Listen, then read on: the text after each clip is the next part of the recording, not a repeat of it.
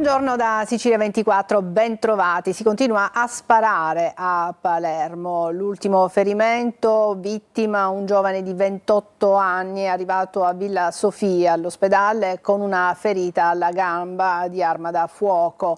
Il quartiere Zen continua ad essere teatro di bande di spacciatori che si contendono il territorio. Ma sentiamo Maglio Viola.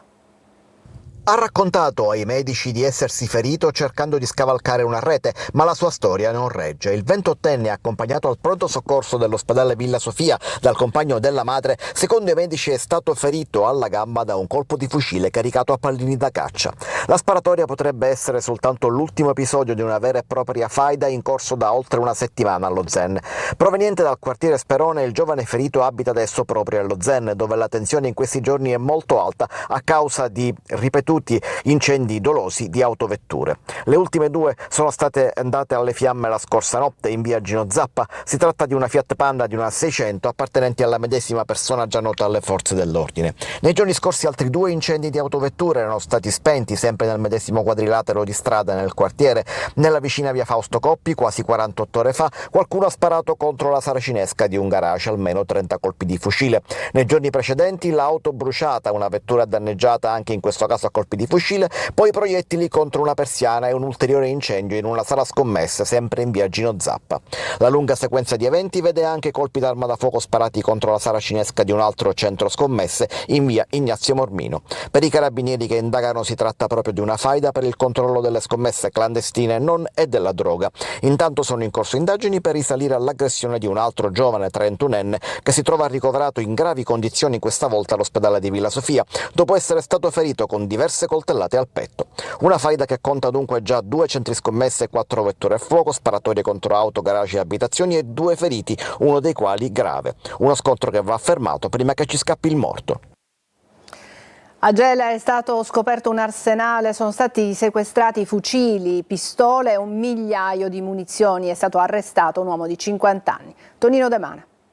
Un autentico arsenale è stato scoperto dalla polizia di Gela, che ha rinvenuto e sequestrato 7 pistole, 2 fucili ed 1 migliaio di munizioni di vario calibro. In manette è finito un 50enne di Gela accusato di detenzione illecita di armi da fuoco e ricettazione. Dai primi accertamenti sembrerebbe che alcune armi siano state in passato oggetto di furto, altre presenterebbero matricola Brasa e quindi da considerarsi clandestine. Le armi e l'ingente quantitativo di munizioni erano state nascoste abilmente in un casolare. All'operazione hanno preso parte unità cinofile antiesplosivo della Polizia di Stato. Gli investigatori sono al lavoro ora per accertare se le armi siano state utilizzate in azioni criminali commesse a Gela o nel comprensorio nisseno.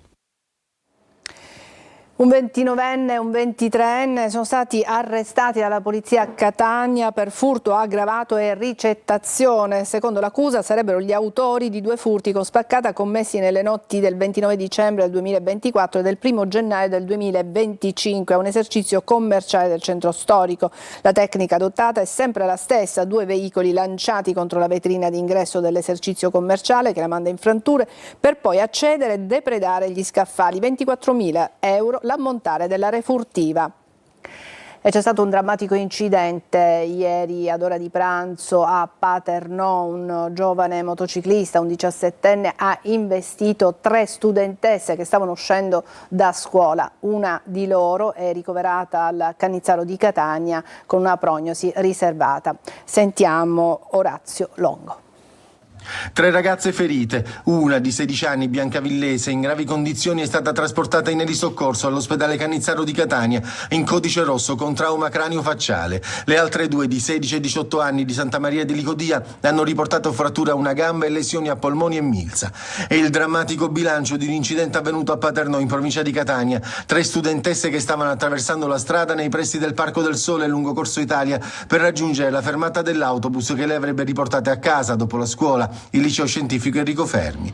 Ma una motocicletta, questa, come si vede nelle immagini fornite da Videostar, le centra in pieno. È una 125 di cilindrata, guidata da un 17enne, studente anche lui, in un altro liceo locale. Non si sa ancora di preciso come sia stato possibile. Forse c'era un'auto davanti che si era fermata per far attraversare le 3 ragazze sulle strisce pedonali quasi del tutto sbiadite. Forse una distrazione. Tutto da verificare, fatto sta che il Centauro, anche lui di Santa Maria di Licodia, ha travolto le 3 ragazze in pieno. Per lui qualche scoriazione. Il mezzo è stato posto sotto sequestro dai vigili urbani che sono intervenuti immediatamente dopo la chiamata ricevuta per effettuare i rilievi utili a ricostruire la dinamica dell'incidente.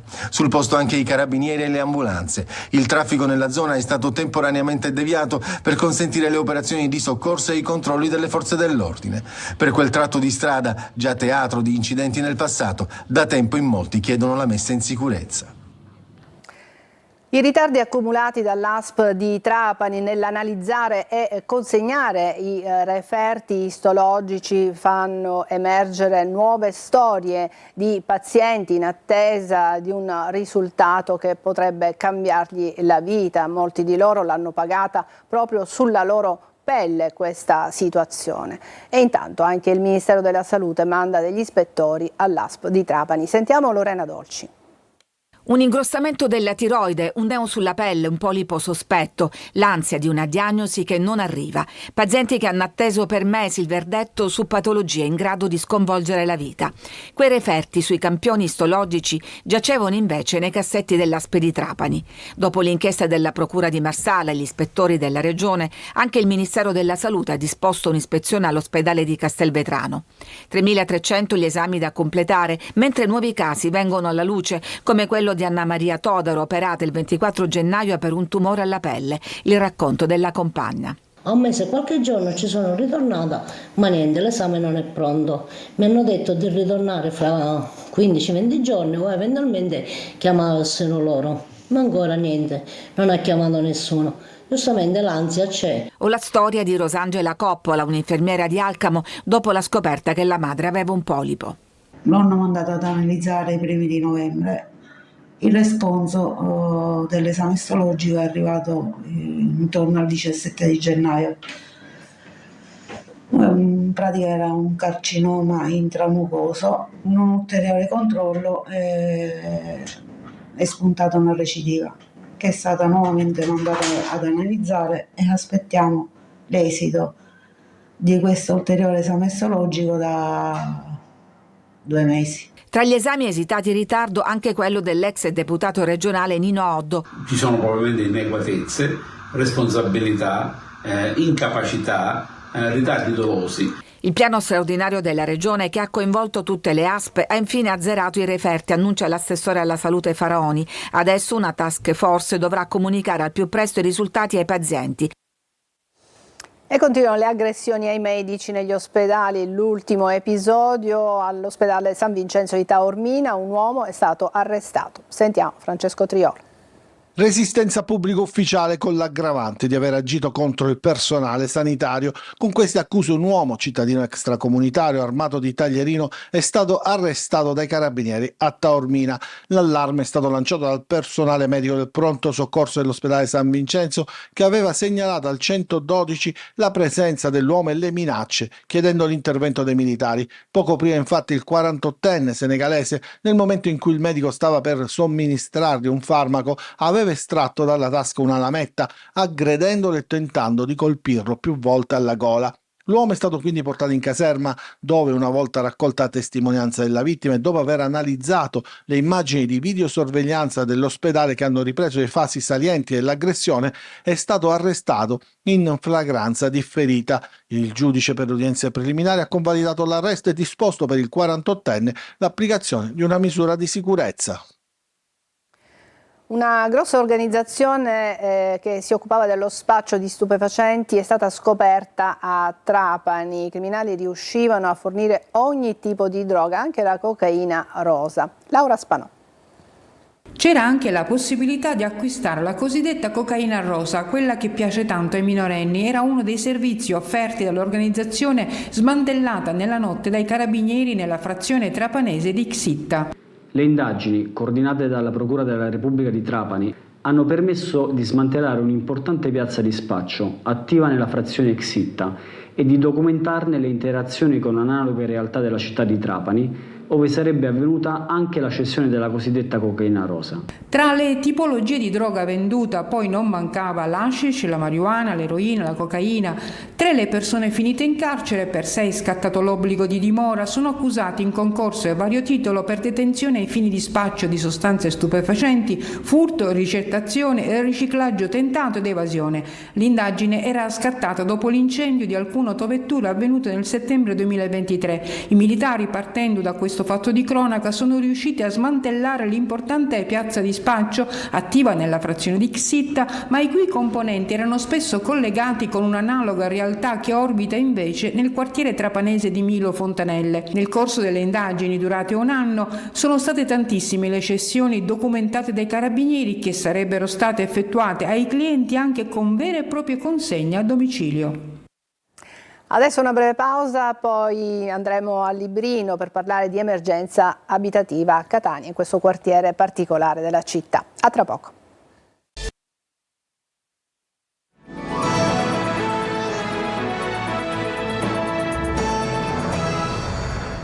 Emergenza abitativa nel quartiere di Librino a Catania, 2 le torri che attendono da anni interventi di riqualificazione, potrebbero dare una casa e un'abitazione a quasi 200 famiglie. Tonino De Mana. Dall'ultimo incontro convocato lo scorso ottobre non è cambiato nulla. O forse sì. La differenza è la mega discarica che vedete ai piedi di una delle 2 torri di Viale San Teodoro a Librino. Più che altro scheletri di cemento che attendono interventi di riqualificazione annunciati e mai iniziati, con decine di famiglie che a sua volta aspettano una chiamata per un alloggio di edilizia popolare. Passano gli anni, aumentano le difficoltà e diminuiscono però le speranze di avere una casa dignitosa. C'è chi, nell'attesa vana, ha visto nascere e poi morire un figlio malato di leucemia. È nato nel 1998. Con la leucemia cronica, quinto grado. Il comune non mi ha dato neanche la casa popolare, perché ho bisogno della casa popolare, perché la casa non era igienica, mio figlio aveva bisogno di cose igienici. Deceduto a Roma per un virus dei polmoni, che io sono anche invalido. Sotto l'imponente torre raccogliamo altre storie ed altri problemi. Non c'è nessun aiuto, chiama e c'è sempre da aspettare. Sono passati 13 anni. A dar voce alla protesta ci pensa il Sunia, che da anni sollecita il comune di Catania. C'è tanta gente tra l'altro che vive in alloggi malsani, in un sovraffollamento elevatissimo, è un fenomeno tutto catanese, che ci sono 2, 3, 4 famiglie che vivono nella stessa casa, perché purtroppo magari provenivano da una casa privata e hanno subito lo sfratto. I 128 alloggi alle torri e i 24 di Viale Moncada risolverebbero il dramma abitativo di quasi 200 famiglie catanesi, inserite in graduatorie che però non scorrono mai. A Catania sono iniziati i lavori di riqualificazione di Corso Sicilia, dureranno 2 anni. Operai e mezzi meccanici sono in azione per rimuovere una parte dello spartitraffico di cemento, con numerose piante che vengono sradicate dal terreno. Questo non piace a tante persone, visto che in città già scarseggiano le aree a verde. Preoccupazione per i disagi c'è invece tra gli operatori commerciali della zona. Pesanti anche le ripercussioni sulla viabilità, con diverse auto incolonnate nel perimetro di piazza Stesicor. A Catania, nella sede del CNR, la finale regionale delle Olimpiadi delle Neuroscienze, un'iniziativa nata per far crescere nei giovani l'interesse per la ricerca e lo studio del cervello umano. Emanuela Corsi. 50 studenti provenienti da 17 scuole siciliane che si sfidano su intelligenza, memoria, emozioni, stress, invecchiamento, sonno e malattie del sistema nervoso. Le Olimpiadi delle Neuroscienze giungono alla fase regionale, che in Sicilia si svolge a Catania, nella sede del CNR, l'Istituto per la ricerca e l'innovazione biomedica del Consiglio Nazionale delle Ricerche.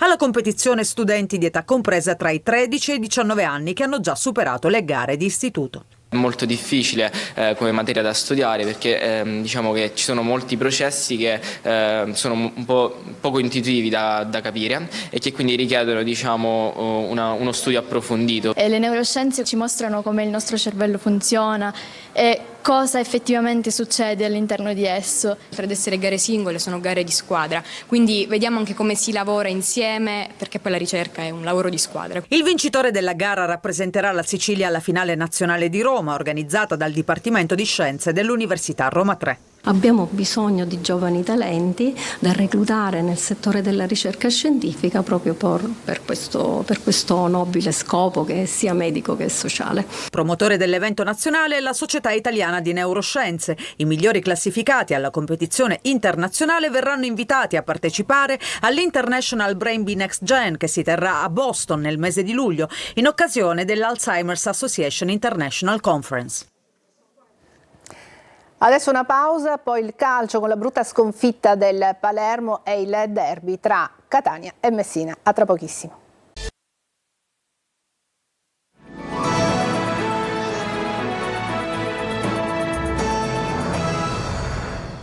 Ed eccoci al calcio, sconfitta pesantissima del Palermo contro il Barbera. Sentiamo contro la Cremonese, scusate. Sentiamo Marco Gullaro. Da 2-0 a 2-3. Il Palermo è autolesionista e ama farsi del male da solo. Clamoroso al Barbera dalla svolta ad una sconfitta che può ridimensionare ulteriormente la formazione rosanero. Vince la Cremonese in rimonta, una vittoria nata dopo il doppio vantaggio del Palermo e che è frutto delle defiance difensive di una squadra poco matura per potersi giocare posizioni di rilievo in classifica. Una sconfitta che brucia tantissimo. Ancora una volta il Palermo non riesce a mantenere un doppio vantaggio. La cronaca: Dionisi mette dentro Diachité al posto di Pierozzi, fuori Ranocchia, confermato Verre, in avanti ovviamente Brunori e poi Ampalo. E la Cremonese però a fare la partita, la squadra grigio-rossa gioca meglio e appare più frizzante rispetto ai siciliani imballati e senza idee. Ci prova Brunori a dare la scossa, tiro deviato e palla di poco sopra la traversa. Entra in scena Audero che salva la porta in un paio di circostanze, prima Pichel e poi Azzi. Il Barbera non gradisce Mugugni per un Palermo poco vitaminico. Ripresa, è sempre la Cremonese a giocare meglio. Il Palermo prova a ripartire dal corridoio centrale. La partita si stappa al 56esimo. Verre in mezzo, poi Ampalo non aggancia bene, ma esce un assist strepitoso per Gomez che la piazza all'angolino. 1-0 a sorpresa. Il Palermo cambia marcia, la Cremonese intanto accusa il colpo, ma nel frattempo sfiora il pari con Pichel. Poi Di Francesco sgasata sulla sinistra, viene messo giù da Bianchetti ed è calcio di rigore. Brunori implacabile, palla in rete, 2-0. Sembra fatta, ma che? La Cremonese torna immediatamente in gara con il gol di Azzi. Dionisi apre i cambi, ma la squadra si spegne. All'86esimo arriva il pareggio dei grigiorossi, azione confusa dentro l'area di rigore rosanero. Jonsen prende una traversa da 0 metri, sulla ribattuta il più lesto è Valoti che insacca da 2 passi, 2-2. Ma non è finita qui, Basic non fa il 3-2 e allora ecco che al 96esimo arriva la rete di Collocolo che fa sprofondare il Palermo e manda in estasi la Cremonese, probabilmente la sconfitta più pesante di questo campionato. E adesso con Marco Carli vediamo come si sta preparando il Catania al derby con il Messina. Non vanificare il 4-1 di Latina è l'obiettivo del Catania che, giunto al quinto risultato utile consecutivo, non vuole fermarsi e prova anche a capitalizzare il turno di riposo, visto che gli etnei non hanno giocato con la Turris esclusa dal campionato. Insomma, l'obiettivo è non tornare sull'altalena come è stato per quasi tutto il torneo, se si eccettua la parte iniziale. In tal senso la maggiore possibilità di scelta su cui può contare Toscano, con il ritorno di Anastasio e Dal Monte dai rispettivi infortuni, e quello di Stoppa dalla squalifica, dà ulteriore slancio in vista del derby col Messina. Squadra viva, come dimostra il pari di Cava dei Tirreni, nonostante le vicissitudini e le penalizzazioni del periodo. Trasferta vietata ai residenti nella provincia di Catania. Tornando al calcio, ecco dunque che con Stoppa aumenta la qualità insieme a Jimenez, infatti potrebbe esserci proprio il giocatore ex Catanzaro. A centrocampo ha fatto benissimo Quaini, dovrebbe essere confermato l'alternativa è Frisenna, anche lui protagonista Latina. Siamo stati bravi nel secondo tempo a portarla a casa, però dobbiamo dare continuità di risultati, è importante, dobbiamo dare un segnale forte e siamo sulla strada giusta. Anche il Messina si sta preparando al derby con il Catania, sarà una gara di orgoglio ma anche combattuta per la salvezza. Sentiamo Sergio Colosi. Il derby con il Catania è un crocevia. Il Messina di Cava ha lanciato un messaggio: nessuna resa fino all'ultima giornata. Per una squadra che comunque vada merita applausi. Uno schiaffo morale all'immobilismo di Sciotto e Cissé, stuzzicati dall'ennesima trattativa con un gruppo americano guidato dal manager messinese Francesco Borgosano. Il capitano Davide Petrucci presenta il derby. Sì, è una partita speciale che noi riconosciamo il valore.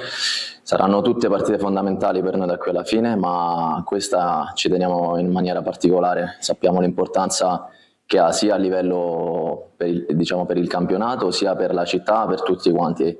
Potrebbe essere un punto di svolta veramente importante e ne stiamo lavorando per portarla a casa. Quindi siamo carichi e non vediamo l'ora di scendere in campo. La notizia positiva è il ritorno in porta di Krapikas, sia per il rendimento del lituano che per quanto fatto vedere da Meli. Pesa l'assenza di Crimi, meno quella di Dumbravanu, fermi l'ex Chiarella e Ingrosso, mentre Buchel e Gianfi sembrano recuperati. Siamo totalmente concentrati e quindi per noi, come ho detto prima, non esiste più magliette, stipendi, ritardi, gente che viene, gente che va. Noi vogliamo vincere, vogliamo rendere orgogliose le persone perché noi lo avvertiamo il loro sostegno e ci dà carica e quindi noi vogliamo contraccambiare, è l'unico obiettivo per noi. Scalpita l'altro ex Costantino, ma Luciani si è guadagnato a Cava un'inattesa maglia da titolare. Il Trapani domani ospiterà il Giuliano, partita fondamentale per il Granata, in crisi e reduci da 3 sconfitte consecutive. Ci fermiamo qui, è tutto per questa edizione di Sicilia 24, grazie per l'attenzione, prossimo appuntamento alle 14. A tutti una buona giornata.